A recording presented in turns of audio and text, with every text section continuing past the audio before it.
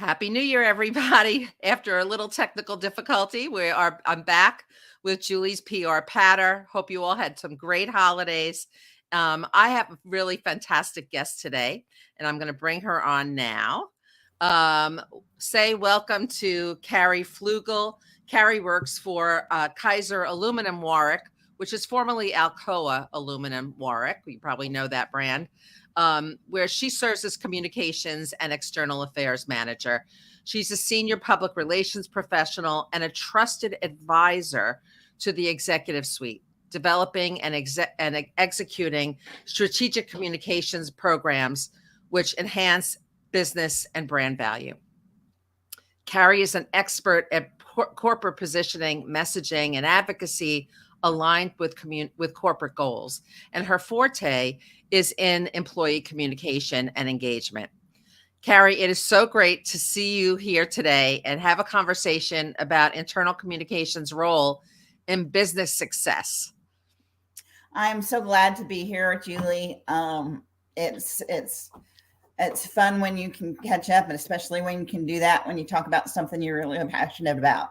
You had such a fascinating career, and I know earlier in your career, you worked in the aerospace industry for the United Space Alliance, and I would imagine that experience really underscored the importance of employee and internal communication, especially under stress and crisis. You want to tell us a little bit about that? Yeah, that's actually where I developed my love and passion for employee communications, because I saw it make real substantial changes. So my journey really started in the wake of the Columbia accident in 2001, because while we were down and not flying from that, President Bush announced that we would be ending the shuttle program after we completed certain flights and everything. So I have always said that I worked the longest layoff in history, because we got notified in, I believe that speech was in 2003, and right. The final shuttle flight was in 2012. So we basically knew that we were going to have massive layoffs for 9 years. And one of the things in the aerospace industry is when the Titan program, which was an unmanned rocket program, ended, they were plagued with multiple accidents in their last flights, blowing up rockets on the launch pad and in the launch phase and things like that. And we knew, especially coming so close behind the Columbia accident, we knew we couldn't let that happen. And doing research and reading a lot, one of the things that became very clear to me is that the way that you keep people focused is you eliminate the distractions. One of the ways you eliminate the distractions is you keep them informed. So that's kind of when I really became a proponent and a major warrior, shall we say, for employee communications. It took some time to get some traction, but we finally got a CEO that, came in, and I gave him my spiel again, and he goes, "Okay, let's do it." And it's like, "Well, what do you want to do first?" He goes, "All of it." So we really started, but I consider that's the power of a great idea. Yeah. A great strategy. I consider the start of our journey was one of the things that we did initially is we put together some talking points for managers to cover with their employees and sent them out. And a manager in Florida called our CEO and said, "I can't tell my employees this, it's the truth." I was just going to ask you about that all important topic in communications, transparency. Yeah. And so I consider that our starting spot. So over the next several years, we did lots of things, and we really focused on it. We made managers communicate. We stressed it. We had buy-in from the highest levels, and we communicated a lot. I mean, people knew basically 6 months before they were going to lose their job, when they were going to lose their job. So there was none of that unknowing that distracts you so much. And my measure on the other end of that scale is that when we had our first layoff after one of the shuttle missions, on one of the last shuttle missions, we were laying off like several hundred people in Florida. Wow. People had nothing to lose. They were they knew they were out of the job. They were leaving. They were going through the door, turning in their keys, turning in their badges, and outside all the media was waiting to get a good story. And when they walked out, I was just going to ask you, so what happened? Yeah. What were the sound bites? The sound bites were, this is not a great situation. I'm sorry to lose my job, but United Space Alliance kept us informed all along. And so what did that do for, I'm asking you the obvious, but what did that do for United Space Alliance in the long term? In the long term, I mean, what I consider is not what it did for United Space Alliance, but what it did for the astronauts on the final flights. Because that's really what was most important, is making sure that those astronauts on the final flights. And our last few flights in the shuttle program were some of the cleanest flights we've ever flown, from what they called IFMs, in-flight maintenance issues. I mean, they were clean vehicles. The vehicles were flying almost perfectly on those final missions. And that was due to the attention that employees put on processing those vehicles for those final missions. Wow. That's an amazing story, Kari. Yeah. And when you see that and you really see those things coming together, that's what ignites. And that's what sold me on employee communications. It was a really amazing thing to be a part of. And so this is a very large organization, or a relatively large organization. Mm-hmm. How do you think that a solid employee communication strategy can play out in a mid-size or smaller organization? Well, do you use the same approach? Yeah, it's a lot of the same. Maybe your tools are a little different, your messages are a little different, but it's the same thing. You have to have transparency. You have to have trust. And I think that is probably one of the biggest things you have to have in your communication is trust. You have to give trust before you get trust. So you have to provide employees with the information that they need to do their jobs. I saw a statistic recently that I would have to go look it up, but I think it was around 40% of employees don't really have good clarity on what they need to do to contribute to the business. And that's huge. That really is huge. And the difference that employee communication makes by helping employees understand what they need to do to contribute. And, one of the sad things that we see in business, in the workplace and everything, I think, are people that want to contribute but don't know how. Right. And everybody wants to contribute. Everybody works obviously for the economic reasons, but also to feel a part of something and to have a sense of belonging about the organization that they're working for. And they want to contribute in some way, whether it's a small way or a subtle way or a bigger way. They want to be a part of it because that makes people take ownership and feel pride in what they do and want to give more. Exactly. Right now there's been a lot of talk about diversity, inclusion, and belonging.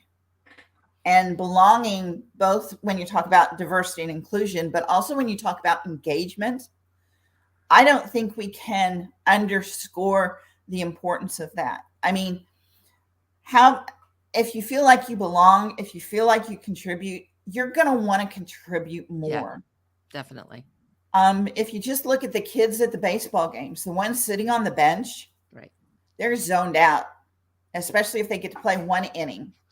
The ones that are on the field, they are in the game, except, the occasional kid that's picking dandelions in right field. But you always are going to have someone who isn't engaged, and there's nothing you can do. So, Kari, that leads me to, the great resignation, the great refresh.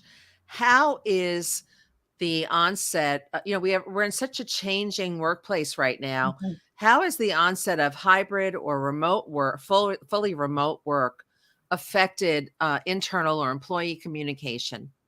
I think it's just underscored the importance of it. Because again, it goes back to belonging and contributing. You want to make sure people are being engaged. They know what they can do to help, how they contribute to success. And the way you do that is communicate. And we have such tremendous tools at our disposal right now. Even in manufacturing environments like the one I currently work with, everyone has got a phone in their pocket. Okay. There are so many employee communications apps that you could use, that you can employ to reach those folks that aren't sitting at a computer all day. There are other things you can do. For example, when we, during COVID, and we had a lot of people out, but we were still operating. We serve the food and beverage industry, so we never closed down production. But we still had a lot of engineers and support staff that were separated from the online workers. Right. And those online workers aren't on computers all day. So every single message we sent out, we included a PDF of the same information with instructions that needed to be printed out and put in break rooms and things like that, so that employees could get the same information and be informed as well. We also would do things like provide talking points to managers that they could cover in meetings and go through and say, you need to say this, this, this, and this. You have to take those. Right now, we do not have an app. I would love an app, but we don't have one yet. But you have to do extra steps in this environment we're working in. A lot of people, I will say, have some concerns about apps, because it's like, oh, what if someone says something bad? Oh, what if they share information, things like that. Those apps can do a lot of things. Yeah. They don't have to you don't have to enable comments. And it kind of goes back to trust. I think I was looking back at some old notes this morning, and I believe it was financial guru Dave Ramsey, who I once heard say, if you don't trust your employees with information, why are you trusting them with your product? Oh my God, that is so true. Yeah. And an app actually gives you that direct pipeline to the employees. So it really, and it makes, again, it fosters that sense of belonging, right? Yes. They have a special portal to communicate through. Yeah. And depending on how you set it up, think what an impact it would have if you started doing recognition to employees on an app. They always say public recognition is the strongest. Saying, hey, thanks to I'm using my lingo here, the hot mill team for getting that, fixing that issue in record time. I mean, that builds that, that builds that engagement, that builds that sense of belonging. And here we're saying it to everyone in the company. It's really strong. It is. It's very powerful. Talk a little bit about ambassadorship. What does all this do? You mean within the workplace? Well, within the workplace, but also outside of the workplace. What does it do when Ah, when you have a strong internal communications okay. initiative, and what does it do for morale and even for recruiting and retaining talent?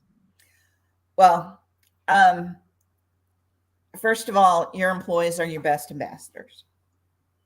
They're the ones that are going to be out in the community talking, answering questions, especially when there's controversy. It's like, hey, Joe, what's going on with this thing I heard on the news? If your employees can respond and feel comfortable responding to those issues, they're right there. They're telling the message. They are giving the folks the words that you want them to have.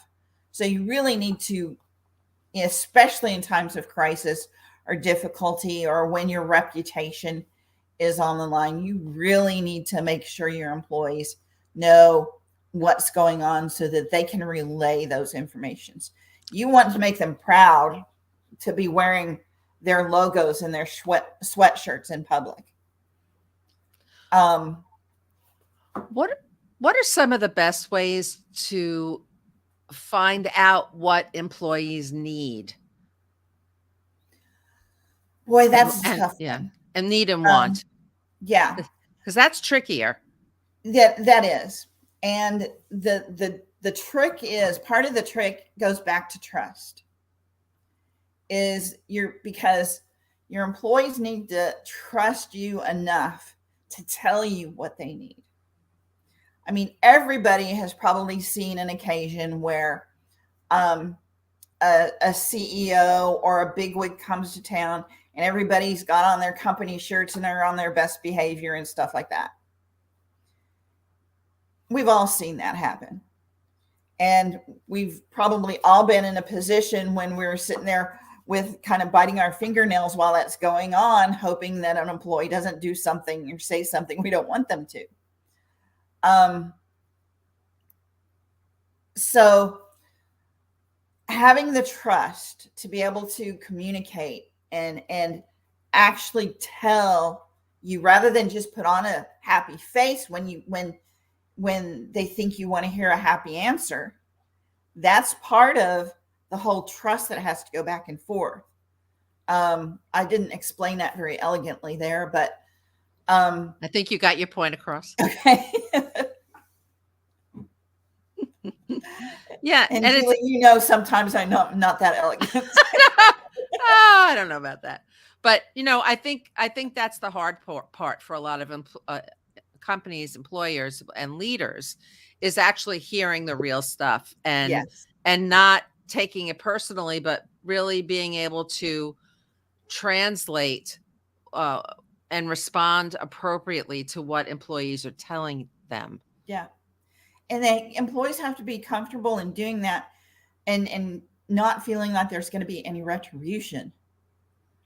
Um, that's a really scary thing, and I think that's probably why a lot of employees won't tell you, is because they're afraid, how is this going to come back to bite me? Um, So that's there why you has have to there has to follow be through. a right, there has to be a Yeah, sense of psychological safety in the workplace, so that precisely. and that really all comes down to individual leader. Well, it comes down from the top, but Yeah, also leaders of teams. I currently do LinkedIn content strategy for a chief customer officer who oversees a huge national field team. She has to come across as authentic and real, and even share maybe some of her frustrations and what she is experiencing, so that her team will in turn feel comfortable and um, about sharing things that they are experiencing. It's a win-win, yeah. and research has shown that it actually leads to more creative problem solving and innovation. You're precisely correct, and it. Someone has to be real. I mean, if your organization isn't doing well, your bosses are worried about it. I mean, stuff like that trickles down whether you want it to or not. So if you go out and you put on a happy face when times are hard, then they're going to know you're blowing smoke in various places. People are smart. Their experience is broader than just that experience in the workplace. Most of them have teenagers. Okay. And if there's a communication challenge in the world that's universal, it is communicating with teenagers. So you have to be authentic. You have to be transparent. You have to be real. It's okay if they see you as a person rather than a corporation, rather than a job. I think that's almost the most important thing about leadership is really coming across human, so that, it used to be when I started in my career, I was always afraid of my managers because there was always that separation. But I think today we've learned a lot about how effective leaders actually work and operate. And one of the most important skills that leaders can have today is to be human and authentic Exactly. and real and really support employees, because when they do that, they establish this sense of psychological safety and they get so much more in return. Exactly. There's another part of it that I like to touch on, and it's okay to laugh in the workplace. A lot of people are afraid to occasionally use humor, but I can tell you, based on my experiences, occasional humor in the appropriate context, all it does is strengthen your other communications, because people, it's like, okay, the last note made me laugh. I wonder what this one has. It improves readership. An example from my real world is every year we have a Halloween blood drive. Now, Julie, you may know me well enough to know I'm a little bit of a Halloween freak. And our messages for that blood drive, I mean, people are excited about the annual blood drive just because I have so much fun telling Halloween jokes and bad puns and Oh things my like God. that. But that's an amazing community builder. Oh, it's Yeah. hysterical. We have a digital bullet message board when you drive into the plant, and occasionally I'll throw up a really dumb dad joke. I think our last one was, and those of you who are grammar folks out there will appreciate this. What did Adam say the day before Christmas? It's Christmas Eve. Oh my God. Ba-dum-bum. Yeah. But things like that, just to have fun, let people know that it's okay to laugh in the workplace. And quite frankly, I think that's that my sense of humor is one of the things that humanizes me for employees, and why when I go out on the shop floor and talk to folks, they're comfortable talking with me. They want to share stories. They want to share. Maybe they even want to share jokes or, things that they've read that you could share. Yeah. They want to talk about their jobs. They'll tell me their concerns. So it's okay. I very definitely encourage people to be human in the workplace, especially managers. And one of the things that you have in technical workplaces, we experienced this in the aerospace program, we experienced it in manufacturing, is a lot of times people are promoted not because of their people skills, but because of their technical skills. Or their tenure, quite frankly. Yes. But that means they need help to become communicators.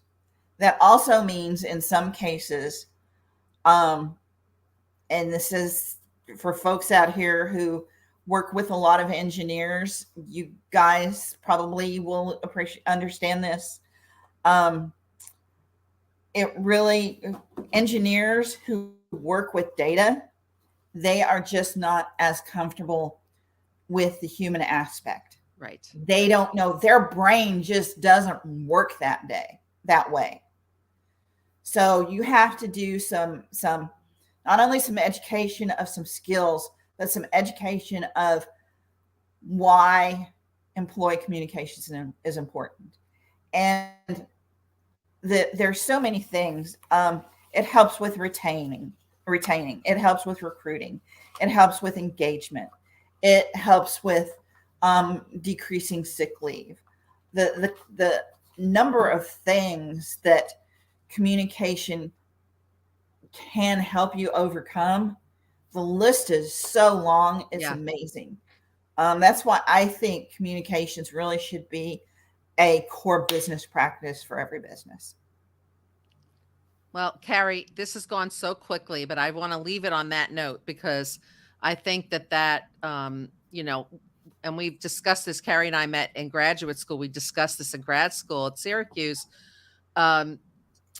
How important it is to have public relations or communications at the executive suite meeting table, because the input that we can have is really vital to developing the strength and positioning of the business.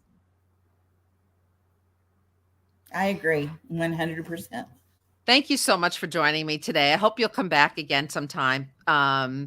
It's great We'll to see you. Crisis communications. We'll have to do great. Okay, you got it. We got a date. All right, everyone. See you next week on another installment of Julie's PR Patter.